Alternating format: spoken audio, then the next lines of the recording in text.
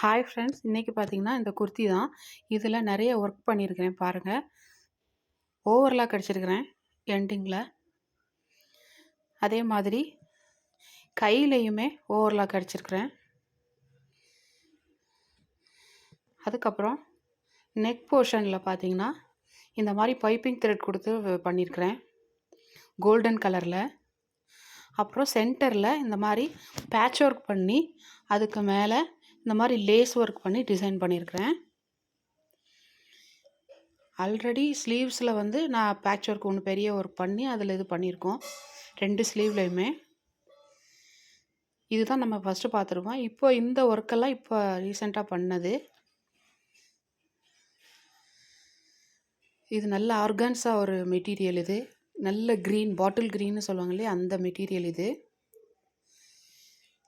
Okay, thanks for வாட்சிங். Thank you, பாய்.